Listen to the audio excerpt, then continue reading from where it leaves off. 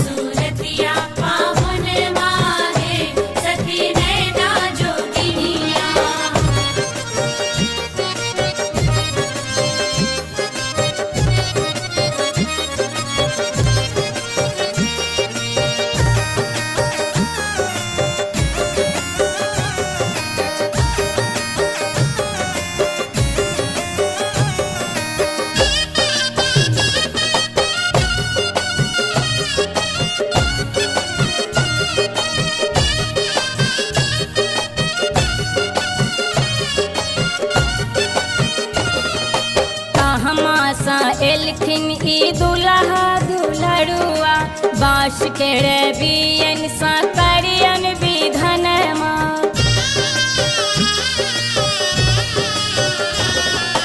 कहमा सा एलखिन ई दुल्हा दुल्हरुआ बाँस के रे बियन सा करियन विधनमा।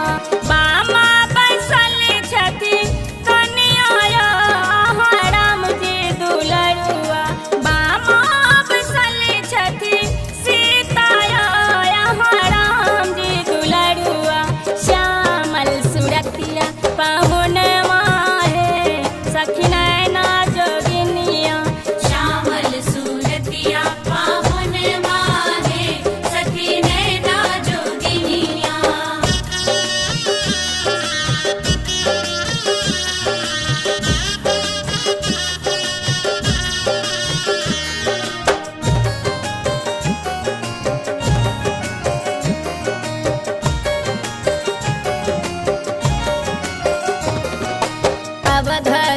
एलखिन ई दुल्हा दुल्हरुआ जनकपुर में होई छनि नैना जोगिनिया।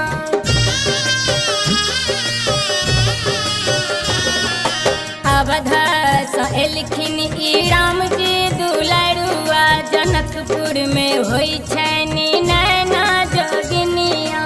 राजा दशरथ के दुल्हरुआ राम जी पाहुन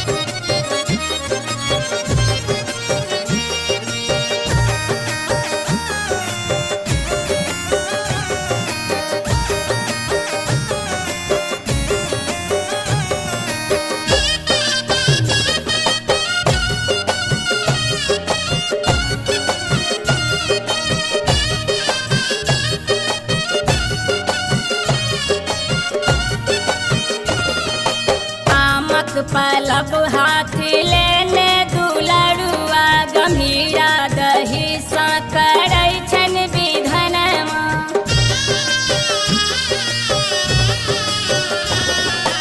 आमक पलब हाथ